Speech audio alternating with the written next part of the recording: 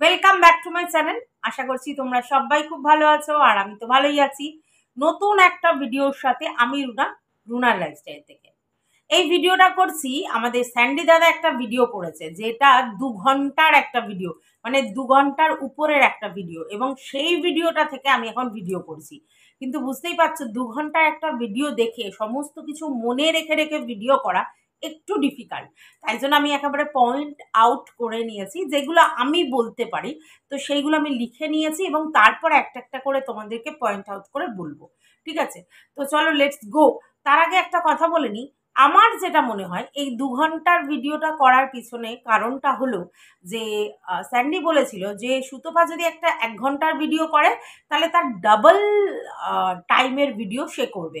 তো সেক্ষেত্রে এই জায়গাটা থেকে একটা রিভেঞ্জফুল মেন্টালিটি বোঝা যাচ্ছে যে সে যেহেতু 1 ঘন্টার একটা ভিডিও করে আমাদেরকে বলেছে, তাহলে আমাদের কথা রাখতে 2 ঘন্টারই একটা ভিডিও করতে হবে এবং সেইটা দিয়ে আমরা আমাদের রিভেঞ্জটা মেটাবো। এটা হচ্ছে এক ধরনের সাইকোলজি, ঠিক আছে। এবং সেই জন্যই সে 2 ঘন্টার উপরে একটা ভিডিও করেছে, মানে নিজের কথাটা নিজে রেখেছে, মানে নিজের কাছে নিজে একটা কথা রেখেছিল যে ও 1 ঘন্টার যদি ভিডিও করে তাহলে আমি 2 ঘন্টার ভিডিও করবো, এবং সেটাই করেছে এবং পার্টিকুলারলি 2 ঘন্টারই ভিডিও করেছে। কিন্তু ভাই একটা কথা তোকে বলি, এই যে 2 ঘন্টার একটা ভিডিও করলি, হ্যাঁ মানছি আমাদের মতো কন্ট্রোভার্সি ক্রিয়েটাররা এই ভিডিওটা দেখবে পুরোটা, তার কারণ তাদের কন্টেন্ট দরকার, ঠিক আছে। কিন্তু বাদবাকি যারা, মানে অ্যাজ আ ভিউয়ার্স যারা ভিডিও দেখবে, তারা কি সত্যি 2 ঘন্টা ধরে একটা ভিডিও দেখবে? প্রথম কথা হচ্ছে সবার বাড়িতে ওয়াইফাই নেই, তারা মানে ফোনের নেট ইউজ করে।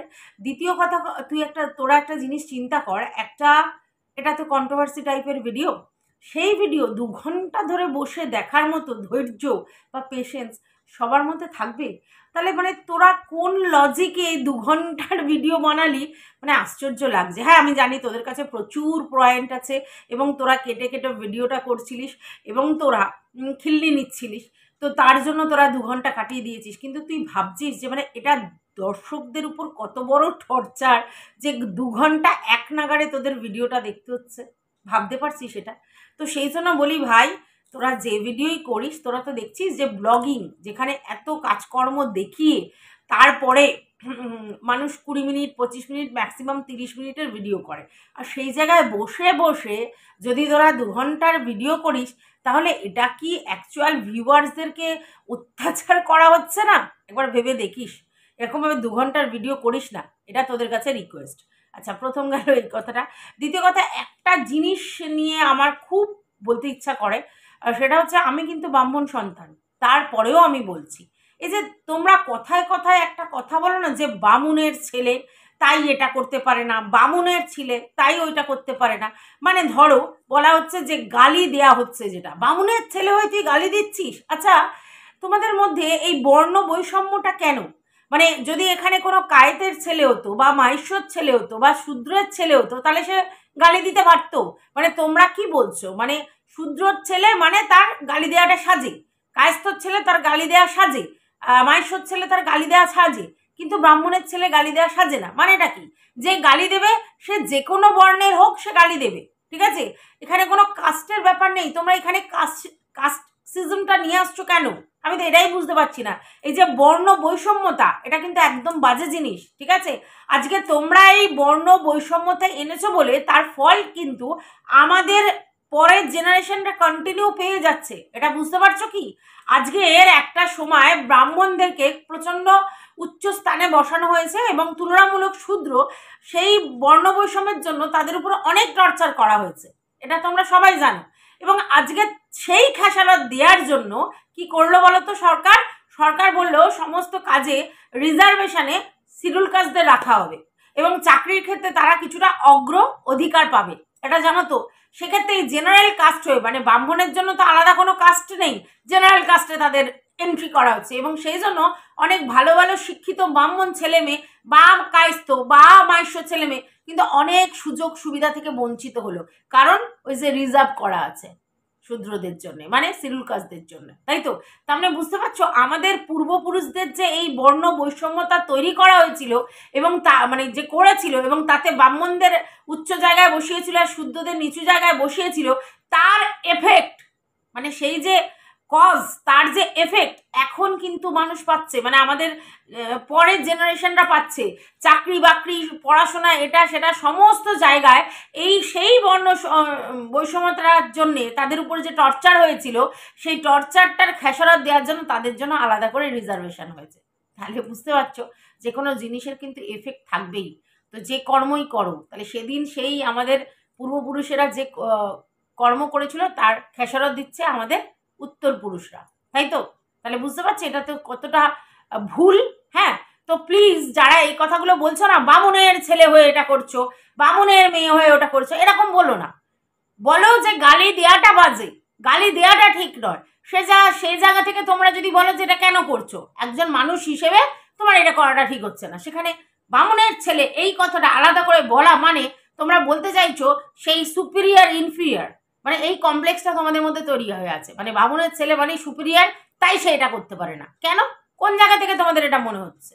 ঠিক আছে, তো এইটা আমি সবার জন্য বললাম, এটা কোনো স্যান্ডি ভ্যান্ডির জন্য, এটা আমি সবার জন্য বললাম। আচ্ছা, এবার একটা জায়গায় স্যান্ডি স্বীকার করলো যে সে 8,000 টাকা কন্ট্রিবিউট করে সংসারের জন্যে। ভালো করে বোঝো যে 8,000 টাকা কন্ট্রিবিউট করে, এবং আমরা সবাই জানি ম্যান্ডি স্যান্ডির যেভাবে লিভিং স্ট্যান্ডার্ড মেনটেন করে বা যেভাবে লাইফস্টাইল চালায়, সেখানে কিন্তু সেই সংসার মেনটেন করতে মোটামুটি কত টাকা লাগে নিশ্চয়ই তোমাদের ধারণা আছে। আমি টাকাটার কথাটা বললাম না, যারা একটু নর্মাল ভালো মন্দ খায়, খরচা করে, হাত খরচ করে, বাইরে ঘুরতে যায়, ऐश आराम করে, জমায়, গয়না কেনে, সমস্ত সংসার মেনটেন করে, কত টাকা খরচা হয়? মানে ধরো মানে মানে 7 ভাগের 1 ভাগ টাকাও দেয় না স্যান্ডি, বুঝতে পেরেছো? ওদের সংসারের 7 ভাগের 1 ভাগ টাকাও স্যান্ডি দেয় না। ঠিক আছে, যদি এরকম হয় তাহলে এই জায়গায় আমরা ধরেই নিতে পারি ওদের সংসারের কর্তা বা কর্ত্রী যেই হোক সেটা স্যান্ডি নয়। তার কারণ দেখো, আমরা কিন্তু জানি কর্তা সেই হয় যে সংসার চালায়। তো এখানে সংসার কে চালাচ্ছে? অবশ্যই ম্যান্ডি। ঠিক আছে, এবং সেই ম্যান্ডি চালাচ্ছে এবং স্যান্ডি কন্ট্রিবিউট করছে, কিছু টাকা নিশ্চয়ই কন্ট্রিবিউট করছে, কিন্তু সংসার চালাচ্ছে আমাদের ম্যান্ডি, তাহলে ম্যান্ডি কর্তা। তো ম্যান্ডি কর্তা যখন, তাহলে ম্যান্ডির কথাতেই চলতে হবে, এটা তো বাস্তব, কারণ কর্তার ইচ্ছায় কর্ম। বুঝতে পেরেছো? আচ্ছা, তারপরে বলছে আচ্ছা দু কথা এটা তো বললাম। আচ্ছা, একটা পকিং পকিং পক পক পকিং বলে একটা কথা বারবার বলছে স্যান্ডি, পক পক পকিং। আচ্ছা, এই পকিং আর পোকিং এই দুটোর মধ্যে একটু তফাৎ আছে। তুমি ইচ্ছে করে পোকিংটাকে পকিং বলছো তাহলে তো হবে না, এবং পকিংয়ের মানেটা কি সেটা সবাই জানো। তো তুমি কিন্তু কি নোংরা কথা বলছো, নোংরা নোংরা কথা, ওটা কিন্তু পোকিং বলা হয়েছিল, নট পকিং। ঠিক আছে, আচ্ছা, এবার বলা হচ্ছে হ্যাঁ কালি মেখেছি। হ্যাঁ, আমরা তো কালি মেখেছি, মানে ডেসপারেটলি বলা হচ্ছে আমরা কালি মেখেছি। হ্যাঁ, তো ভাই যদি তোমরা কালি মাখো তাহলে তোমাদের ওই কালো মুখটা সবাই দেখছে, তাহলে ভিউয়ার্সরা ওই কালি মুখটা দেখে কিন্তু অনেক কথা বলবে, সেটাকে কিন্তু মানতে হবে। কারণ তুমি নিজে স্বীকার করছো যে তুমি কালি মেখেছো, আর এটা তো সেই ভূষো কালি নয়, বা ধরো অন্য কোনো কালি নয়, আর এটা কোনো কাজল কালিও নয়। তাহলে তুমি যে কালিটা মেখেছো সেটা হচ্ছে বদনাম কালি, মানে বদনাম কুড়িয়েছো, তাই মুখে তোমাদের কালি পড়েছে। আর যখন কারোর মুখ কালিমা লেপ্ত হয় তখন সোশ্যালি তাকে ক্রিটিসিজম করা হয়, এবং দর্শকরা এসে তাদেরকে বলবে, কারণ তুমি স্বীকার করছো তুমি কালি মেখেছো। তো কালি মেখেছো, দেখো রূপে কালো হওয়াটা কোনো অন্যায় নয়, রূপে কেউ কালো হতেই পারে, কিন্তু তুমি বলছো, স্বীকার করছো যে হ্যাঁ আমি কালি মেখেছি, তাহলে ভাই তোমার কালিটা নিয়ে লোকে কথা বলবে। তখন তোমাদেরকে কি করতে হবে? নয় ইগনোর করতে হবে, আর নয় ব্যাপারটাকে কুললি হ্যান্ডেল করতে হবে। ঠিক আছে, এভাবে ইরিটেট হয়ে কোনো কথা বলার কোনো প্রয়োজন নেই। ভিউয়ার্সদের তো মোটেই নয়, কারণ তোমরা জানো ভিউয়ার্সরা লক্ষ্মী, আর আমরা যারা কন্টেন্ট ক্রিয়েটার তারা হচ্ছে পেঁচা। বুঝতে পেরেছো? তো লক্ষ্মীদেরকে তো সন্তুষ্ট রাখতে হবে, তাহলে যদি কিছু কালি মেখে থাকো সেই কালির বর্ণনা ভিউয়ার্সদের কাছ থেকে শুনতে হবে। ঠিক আছে, আচ্ছা, তারপরে বলছে আচ্ছা আরেকটা কথা, এটা ভীষণই আমার কাছে ইরিটেটিং, সেটা হচ্ছে মাথায় হাত দেওয়া। হ্যাঁ, এর মাথায় হাত দিয়ে বল, এ বলছে এর বরের মাথায় হাত দিয়ে বল, ও বলছে তোর মেয়ের মাথায় হাত দিয়ে বল, ও বলছে লোকনাথ বাবার মাথায় হাত দিয়ে বল, ও বলছে মহাকালের মাথায় হাত দিয়ে বল, কেউ বলছে আমি মহাকালের মাথায় হাত দিয়ে বলেছি। মানে যে যে যার যেটা মনে হচ্ছে, নয় ইষ্ট দেবতার নাম বা আমাদের যে পছন্দের যে দেবতা তার নাম, আর নয় হচ্ছে আমরা আমাদের বাচ্চা বা স্বামী তাদের মাথায় হাত দেওয়ার কথা বলছি, দুজনের তরফেরই কথা বলছি। তো সেই জায়গায় তার মানে বোঝা যাচ্ছে, তোমরা চিন্তা করো যে আমাদের সব থেকে প্রিসিয়াস জিনিস পর্যন্ত আমরা এই কন্ট্রোভার্সির জন্য বাজিতে লাগাচ্ছি। ভাবছো এই ব্যাপারটা, মানে কতটা টেরিফিক আমরা হয়ে গেছি। দেখো, আজকের আমাদের সন্তান সব থেকে প্রিসিয়াস, আচ্ছা আজকের আমাদের স্বামী সব থেকে প্রিসিয়াস, তো আমরা স্বামী সন্তানের মাথায় হাত রেখে কথা বলতে বলছি একে অপরকে, মানে বাজি রাখতে বলছি। মানে আমরা বলছি যে যদি তুই সত্যি বলিস তাহলে তুই সত্যিটা প্রমাণ করবার জন্য নয় বাচ্চার মাথায় হাত রাখ, এ বলছে তুই স্বামীর মাথায় হাত রাখ। মানে বুঝতে পারছো রিভেঞ্জটা কোন জায়গায় এরা নিয়ে গেছে। আচ্ছা, এই যে সন্তানের প্রতি মানে সন্তানের মাথায় হাত রাখা বা বাচ্চার মাথায় হাত রাখা বা সন্তানের দিব্যি, বরের দিব্যি বা ঠাকুরের যে দিব্যি বা ঠাকুরের মাথায় হাত রেখে যে বলা, এগুলো কেন বলে বলো তো? এগুলো বলে তার মানে যখন তাদের কথাটা কনফিডেন্টলি বিশ্বাস করা যাচ্ছে না কোনোভাবেই, তখন তাদের যাতে সন্দেহ না করা হয় তার জন্য এরকম যারা সব থেকে দুর্মূল্য এবং সব থেকে মানে কি বলবো, যার উপর সব থেকে বেশি বিশ্বাস এবং যার উপর ভয় আছে যে এখানে যদি কিছু করি তাহলে সেটা অন্যায় হবে, তখন তাদেরকে এই কথাটা বলা হয়। কিন্তু এটা কি তোমাদের কাছে যুক্তিযুক্ত মনে হয়? আমার একেবারেই মনে হয় না। আজকের আমাদের শিক্ষা কি করে, আমাদেরকে অগ্রগতি দেয়, তাই তো, সমৃদ্ধি করে। হ্যাঁ, তো সেই জায়গা থেকে তোমরা একটা জিনিস বলো তো, যে সন্তান যেটা আমরা এত কঠিন লড়াইয়ের পর মানে পাশে মানে পাই, আর স্বামী যে আমাদের বিপদে আপদে সর্বক্ষণ আমাদের সাপোর্ট করছে, তাদের মাথায় হাত দিয়ে কথা বলার জায়গাটা মানে বুঝতে পারছো কি টেরিফিক জিনিস নিয়ে এরা খেলা করছে। হ্যাঁ, সন্তান স্বামী মাথায় হাত দিয়ে কথা বলতে হবে, সো ইরিটেটিং এবং ডিসগাস্টিং অলসো। একেবারেই আমি এটাকে সাপোর্ট করতে পারি না। কেন?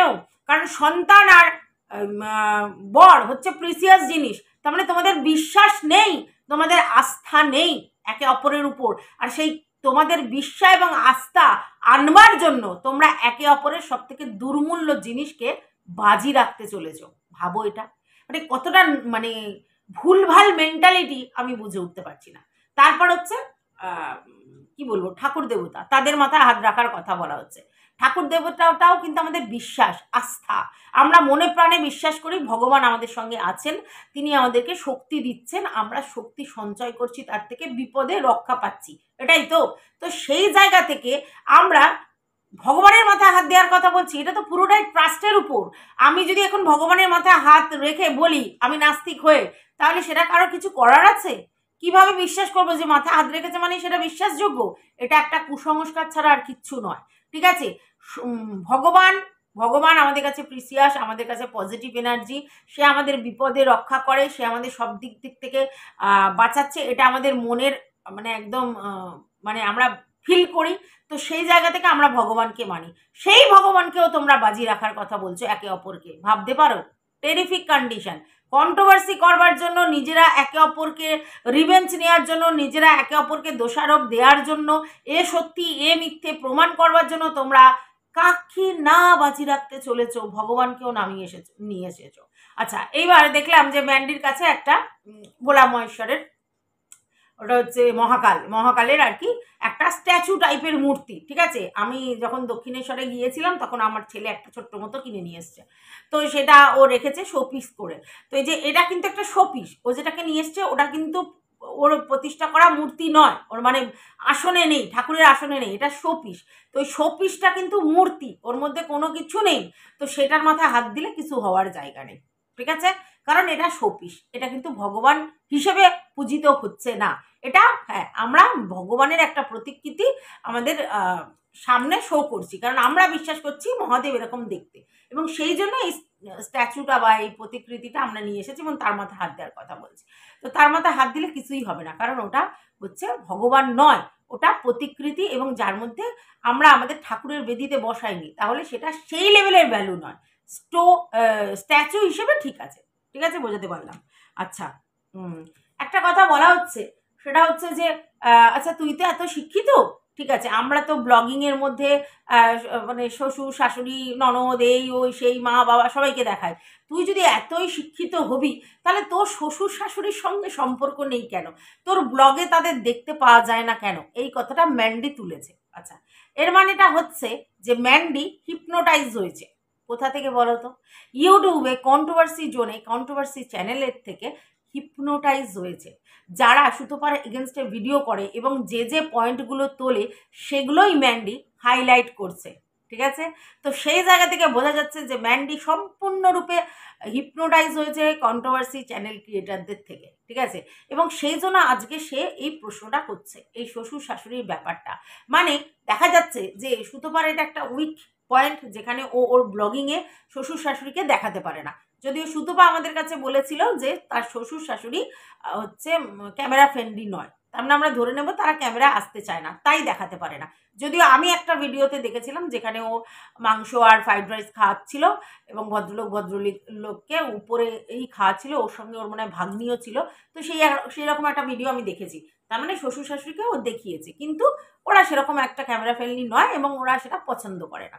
আচ্ছা, এই পরিপ্রেক্ষিতে আমি বলে দিই, আমার ছেলে বড় কিন্তু ক্যামেরা ফ্রেন্ডলি নয়, তাই আমাদের ব্লগিং সেই লেভেলের ব্লগিং হবে না কখনো, কারণ তারা তো ক্যামেরা ফ্রেন্ডলি নয়, তারা সবসময় আমাদের ক্যামেরার সামনে আসতে চায় না। আমার ছেলে তো একেবারেই আসতে চায় না, বড় না। তো সেই জায়গা থেকে বুঝতেই পারছো, তার মানে কি আমার কারোর সাথে সম্পর্ক নেই, আমি একা থাকি, এটার মানে কি এটা দাঁড়ায়? দাঁড়ায় না। তারা আসতে চায় না তাই আসে না, তার মানে এটা দাঁড়ায় না।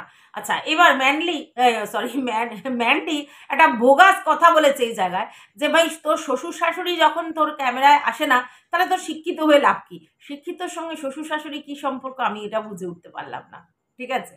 আচ্ছা, তারপরে বলছে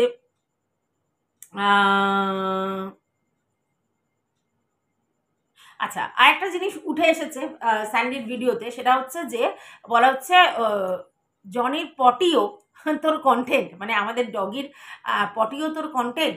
তো আমাদের মানে পোষ্য যেখানে খুশি পটি করে, মানে যেখানে পটি করে সেগুলো আমি পরিষ্কার করে নিই, সেখানে যদি শুয়ে থাকি, সেখানে যদি মুখ দিয়ে থাকি, তো তোর তাতে কি? আচ্ছা, এইখানে আমি তোমাকে আবার একটা জায়গায় টুকবো, সেটা হচ্ছে যে পোষ্যর পটি জমানোটা একটা ব্যাড হ্যাবিটের মধ্যে পড়ে, প্রথম। দ্বিতীয় কথা হচ্ছে পোষ্যর পটিতে তুমি মুখ দিয়ে থাকতেই পারো, তোমার ব্যাপার। তুমি তার মধ্যখানে গিয়ে শুয়ে থাকতে পারো, তোমার ব্যাপার। বাট তোমরা একজন সোশ্যাল ইনফ্লুয়েন্সারের কাজ করছো, তাই কোনো রকম ইনহাইজিনিক জিনিস তোমরা দেখাতে পারো না। পটি পরিষ্কার করতে হবে এবং ঘরদোর ক্লিন করতে হবে, ঠিক আছে। এবং সেই পটির মধ্যখানে না তো তোমাদের পোষ্যকে রাখবে, না তো তোমরা থাকবে। তো অ্যাজ আ ইনফ্লুয়েন্সার, এই যে পটির মধ্যে শুয়ে থাকি বেশ করি, বা আমাদের পোষ্যর পটি পরিষ্কার করি না, কি তোর তাতে কি, এই কথাটা গাজওয়ারির কথা। ইনফ্লুয়েন্সার মানে তোমাকে সুস্থ স্বাভাবিক জিনিস দেখাতে হবে, এবং সেই জায়গা থেকে পটি পরিষ্কার না করাটা যেহেতু ইনহাইজেনিক, সেটা তুমি সোশ্যালি শো করতে পারো না, ঠিক আছে, বোঝাতে পারলাম। আচ্ছা, এইবার যেটা আসছে যে ম্যান্ডি বলছে ভাগনার কথা, বলছে বন্ধুর ছেলের কথা, মিস ইউ, এই কথাটা। আচ্ছা, এই ভাগনার কথাটা আর এই বন্ধুর ছেলের কথাটা, এই মিস ইউ, এগুলো কোথা থেকে এসেছে তোমরা জানো? মানে আমাদের কন্ট্রোভার্সি ক্রিয়েটার যারা সুতোপার এগেনস্টে কন্ট্রোভার্সি করে তারা বলে, ঠিক আছে। তার মানে ম্যান্ডি শুধু সুতোপার ভিডিও দেখে এটা নয়, সুতোপার এগেনস্টে যারা ভিডিও করে তাদের ভিডিও সমানে দেখে, এবং সেই জায়গা থেকে এই পয়েন্টগুলোকে তুলেছে। যেহেতু এটা সোশ্যাল মিডিয়ায় ঘোরাফেরা করে এবং এইভাবে যেহেতু মেন্টালি সুতোপাকে হ্যারাস করা যায়, তো এখানে তো একদম নিশ্চিত রূপে যে ম্যান্ডি সুতোপাকে মেন্টালি হ্যারাস করতে চায়, সেই জন্য এই পয়েন্টগুলোকে ক্লিক করেছে। এবং তার বক্তব্য যে তুই যদি আমাকে ভুল প্রমাণিত করতে চাস, তাহলে ইমিডিয়েট তোর ভাগনা, তোর ননদ এবং তুই একসাথে বসে চা খাচ্ছিস এরকম একটা কন্টেন্ট করে দেখা। কেন ভাই তুই বলবি আর সেই কন্টেন্ট করে দেখাতে হবে, এর কোনো মানে আছে? তুই যদি মনে করিস হ্যাঁ ভাগনার সাথে, তো ঠিক আছে। তুই যদি মনে করিস হ্যাঁ বন্ধুর ছেলের সাথে, ঠিক আছে। বাট সে বা তার ফ্যামিলির লোকজন জানে তার ওইগুলো আছে কি না, তাহলে তার ফ্যামিলির লোকজনকে সে কৈফিয়ত দেবে, তোকে না, কারণ সে এরকম কিছু জিনিস দেখায়নি, ঠিক আছে। এটা জাস্ট একটা ভাসমান গল্প। তো সেই জায়গা থেকে যখন কিছু দেখায়নি, তো সেই জিনিসটা নিয়ে প্রশ্ন করার কিচ্ছু নেই। সেই জিনিসটা শুধুমাত্র কন্টেন্ট ক্রিয়েটারদের মধ্যে ঘুরছে বলে সেই জিনিসটা তুমি কালেক্ট করে জাস্ট গল্প কথাটা তুমিও ছাড়িয়ে দিয়েছো। তো এটা অনেকেই করে থাকে, এটাতে আমি অন্য কিছু বুঝি না, যে ঠিক আছে। তো তার মানে ও কালেক্ট করে ছেড়ে দিয়েছে, ঠিক আছে। আচ্ছা গেল। আচ্ছা আচ্ছা, আবার একটা জিনিস ভালো বলেছে ম্যান্ডি, বলছে পরকীয়া সিজন চলছে। তো পরকীয়া সিজনের মধ্যে একটা সময় আমার সিজন ছিল, এখন আমার সিজন নয়, এখন অন্য কারের সিজন হচ্ছে। ও কাকে মিন করছে নিশ্চয়ই বুঝতে পেরেছো, হ্যাঁ আমাদের টিনু সুন্দরীকে। তার মানে পরকীয়ারও সিজন চলে, এক্স্যাক্টলি। আমি তোমাদেরকে বলেছিলাম যে এখন কেস কেস পর্ব চলছে, এর আগে পরকীয়া ছিল, তার আগে কি ছিল গালি, তার আগে কি ছিল নিউডিটি। মানে প্রথম আমাদের ছিল সিজন নিউডিটি, তারপরে ছিল গালি, তারপর ছিল পরকীয়া, এখন চলছে কেস সিজন। তো যাই হোক, এখন ম্যান্ডি বলছে পরকীয়ার যখন সিজন চলছিল তখন আমার সিজন চলছিল, এখন আমার সিজন নেই, এখন চলছে টিনু সুন্দরীর সিজন। তার মানে ও সিজন ডে চলে, তার মানে ও বলতে চাইছে ও পরকীয়াকে প্রমোট করেছে এবং ও সিজনে চলে। তাহলে বোঝো, ও নিজেই স্বীকার করছে, আমার কিচ্ছু বলার নেই। আচ্ছা আচ্ছা, এইবার স্যান্ডি যেটা বলছে, স্যান্ডি বলছে যে তুই ভিডিও করছিস, আমি ভিডিও করছি, আমি ভিডিও করছি, তুই ভিডিও করছিস, বেশ ফানি লাগছে না, মজা লাগছে না? হ্যাঁ মজা লাগছে, এবং দর্শকরা তোরও চ্যানেল দেখছে, আমারও চ্যানেল দেখছে, তোরও ভিউজ হচ্ছে, আমারও ভিউজ হচ্ছে। এটার মানে কি জানিস? মানে দর্শকরা মজা লুটছে, হ্যাঁ বাঁদর নাচ দেখছে, বাঁদরামি দেখছে, দর্শকরা এখানে এন্টারটেন করতে এসেছে, তার মানে দর্শকরা এন্টারটেন হচ্ছে। হ্যাঁ এক্স্যাক্টলি, দর্শকরা তো এগুলো দেখতে ভালোবাসবেই, কারণ এখানে কন্ট্রোভার্সি ইয়ার। তো তোমরা কন্টেন্ট দিয়ে কন্ট্রোভার্সি করছো, তাহলে একে অপরের এগেনস্টে যদি কথা বলো সেটা তো মানে দর্শকরা দেখতে ভালোবাসবেই। তো এটা তো মজা লুটতে এসেছে, দর্শকরা এখানে এন্টারটেন হতেই এসেছে। তো তোমরা যদি দর্শকদের মজা দাও, দর্শক কেন ছেড়ে দেবে? তাহলে মজা দিচ্ছ, তাই দর্শক দেখছে, বুঝতে পেরেছো?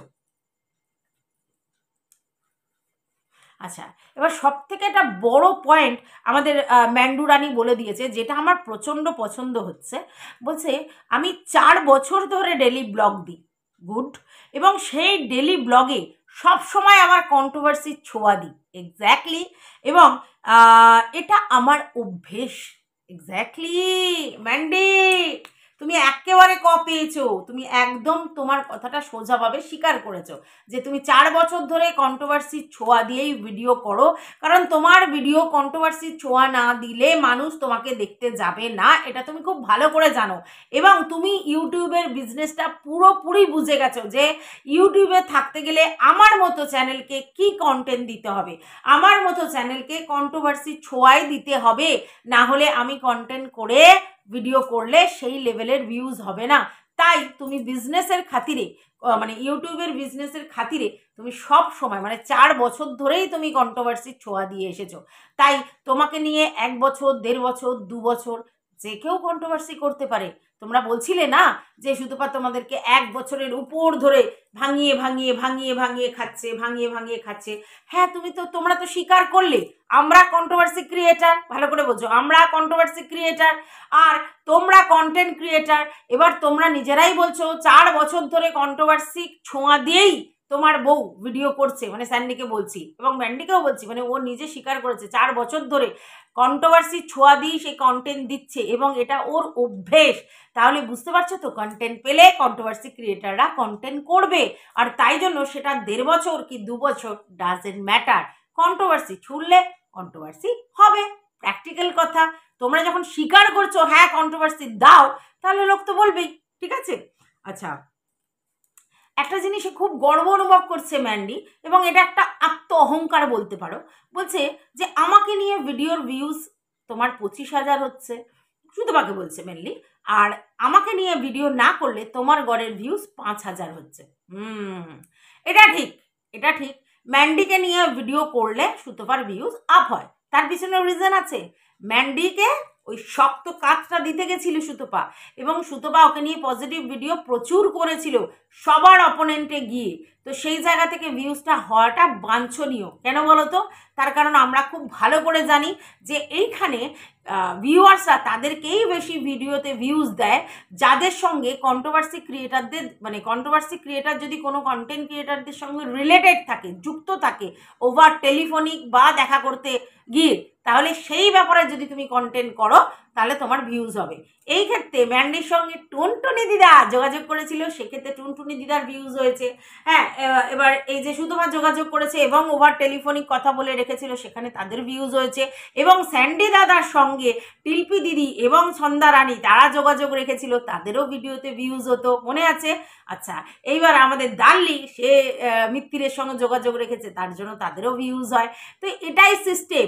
এখানে ভিউয়ার্সরা ভাবে যারা কন্টেন্ট ক্রিয়েটারদের সঙ্গে ওতপ্রোতভাবে যুক্ত অ্যাজ আ মানে কি বলবো ফিজিক্যালি বা ওভার টেলিফোনি, তারা তাদের রিয়েল খবরটা নিয়ে আসতে পারে এবং সেই জন্য সেই চ্যানেলে ভিডিওতে ভিউজ হয়।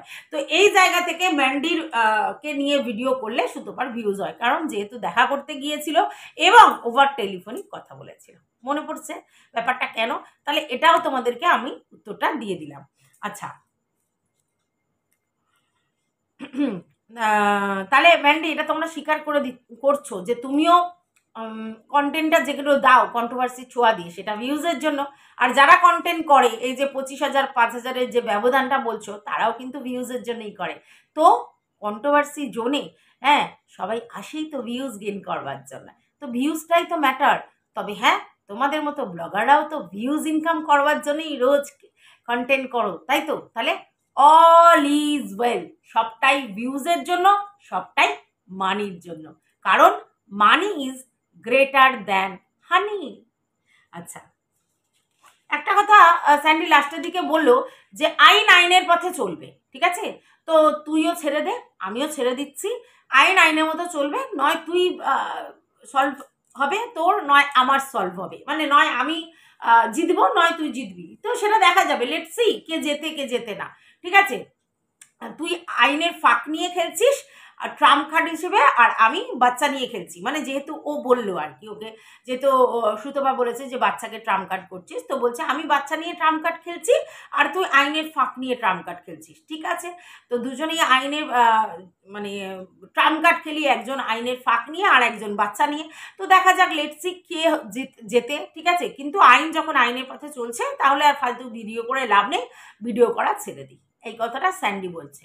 মানে স্যান্ডি অ্যাকচুয়ালি সুতপাকে বলছে যে তোর আর ভিডিও করার দরকার নেই আর আমিও আর ভিডিও করব না, ব্যাপারটা যখন আইনি জটিলতায় চলে গেছে তখন সেটা আইনের পথেই বিচার্য বিষয় হয়ে থাক, যে জিতবে তার জিততে কি যে কেউ পারে। আচ্ছা, এই জায়গা থেকে আমি এই কথাটা আবারও বলছি তোমাদেরকে, আমি কিন্তু এই কথাটা বহুবার বলেছি যে যে জিনিসটা আইনি পথে চলে যাচ্ছে সেই জিনিসটাকে কন্টেন্ট করে বাজারে নিয়ে আসার কি দরকার ছিল, তাই না? কারণ যে জিনিসটা নিয়ে আইন পর্যা আলোচনা করছে, তো সেটা নিয়ে আমরা শুধু শুধু কন্ট্রোভার্সি করে কি লাভ আছে? তাতে তার হিতে বিপরীত হতে পারে, তাই না? লুজ টক হতে পারে, অন্য কিছু হতে পারে, দরকার নেই। তাহলে আইনের উপর তো ভরসা রাখছো তোমরা, তাহলে আইনের উপর ভরসা রাখছো, তাহলে আবার কন্টেন্ট করছো কেন? মানে কি কারণে তুমি কন্টেন্ট ছুটছো, এটা তো আমি বুঝে পাচ্ছি না। একজন না একজনকে তো থামতে হবে, তুমিই থেমে যাও, কারণ তুমি লাইভটা প্রথম শুরু করেছো, তো তুমি যদি লাইভ শুরু করো, ওর পাল্টা আক্রমণ দিয়েছে, তুমি আবার ভিডিও করেছো, ও আবার ভিডিও করেছে, আবার তুমি ভিডিও করেছো, এইবার তুমি থেমে যাও, কারণ তোমার বলা হয়ে গেছে, আর তো তোমার বলার দরকার নেই। এইবার ওখান থেকে 100টা কথা বললেও তোমার আর কিছু করার দরকার নেই, এটা তো আমার মনে হয়, তাই না? তো যাই হোক, এটা তোমাদের ব্যক্তিগত ব্যাপার, ছাড়বে কি ধরবে, বাট আমার মনে হয় এটা এইভাবেই করা উচিত।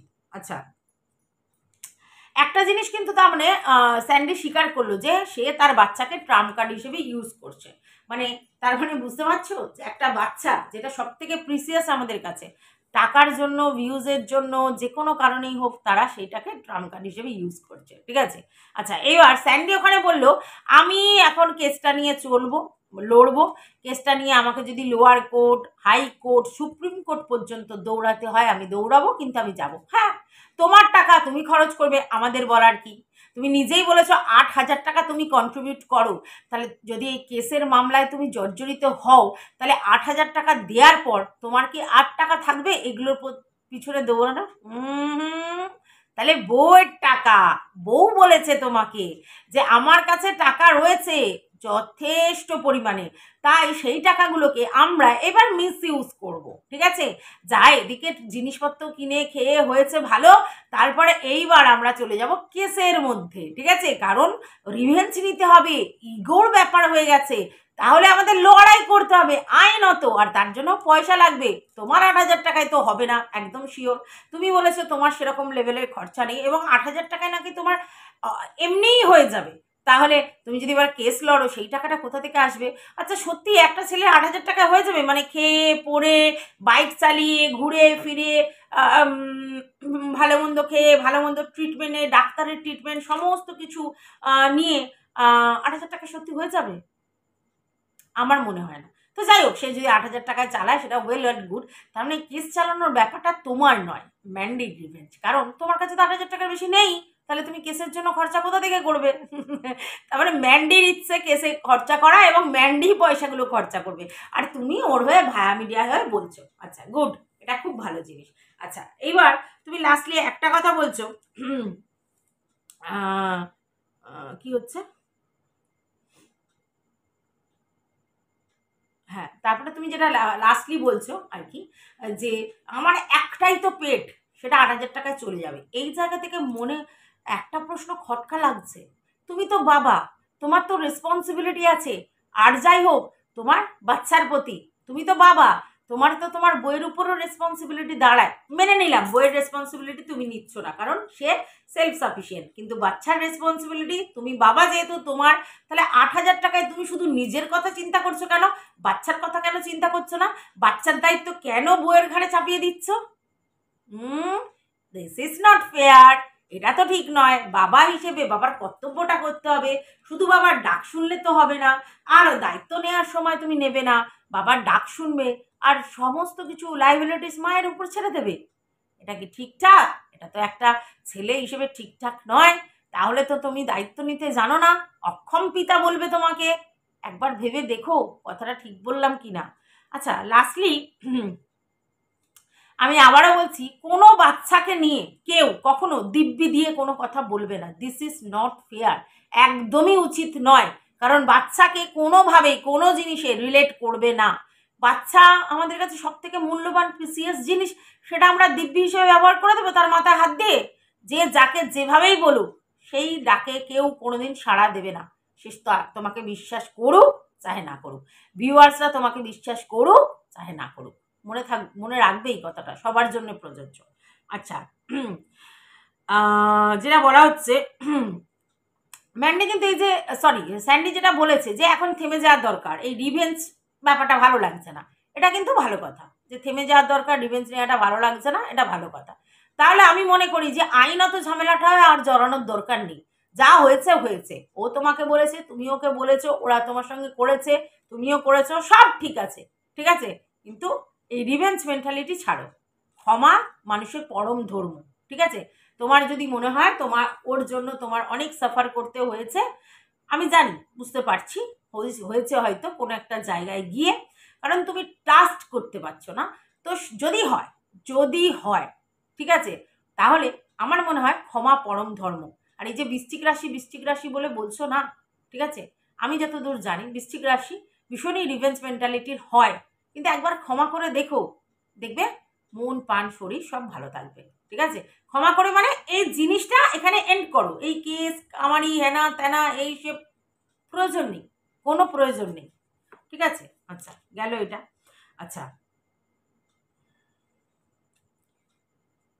লাস্টলি একটাই কথা বলবো, সেটা হচ্ছে ওরা বারবার করে একটা কথা বলছে যে বিশ্বাস করে আমি কিছু কথা ওকে বলেছিলাম, এবং সেই জায়গা থেকে আমার বিশ্বাসটা ভাঙিয়ে ও এই কল রেকর্ডগুলো ওপেন করেছে। এটা উচিত হয়নি। এটা আমি সব সময় বলি, কোনো কারোর personal call record chat open করাটা ক্রাইম, বারবার বলছি, ঠিক আছে। তো সেই ক্রাইম কেউ কখনো করা উচিত নয়। তো এই জায়গায় অবশ্যই ভুল করেছে, আমি 100 বার বলবো কথাটা। আচ্ছা আর যে ভিউয়াররা আমাকে এই কথাটা বলো যে ওকে বলেছিল তাই ও করেছে, হ্যাঁ আমি জানি ওকে বলেছিল, ম্যান্ডি বলেছিল তুই রোজ রোজ এই নিয়ে ভিডিও না করে একবারে সমস্ত কল রেকর্ড যা যা তোর কাছে আছে সমস্তটা ওপেন করে দে, 1 ঘন্টার একটা ভিডিও করে, এই কথাটা ম্যান্ডি বলেছিল। বাট তোমাকে যদি কেউ কোনো অন্যায় বা ক্রাইম করতে পোক করে, তুমি কি সেই ক্রাইমটা করবে? মানে ধরো ম্যান্ডি ইচ্ছাকৃত ওকে পোক করছিল, সেই পোকিংটা শুনে ও কি ইচ্ছাকৃত এইগুলো করবে? কারণ ওর তো বোঝা উচিত আমার একটা চ্যানেল আছে, সেই চ্যানেল কোনোভাবেই ঝামেলায় জড়িয়ে না পড়ুক, এটা আমি চাই। এবার ঝামেলাটা কি? হ্যারাসমেন্টের ঝামেলা, টাকা পয়সা ক্ষতির ঝামেলা।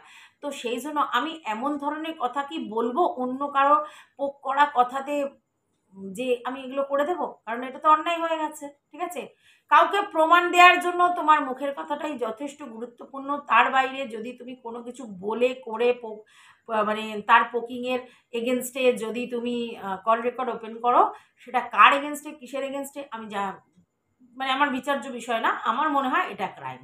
আমি জানি না এরপর আইন কি ব্যবস্থা নেবে, তবে এটা আমি আমার মতটা জানালাম। ঠিক আছে, তো এটুকুনি ছিল এই ভিডিওটা।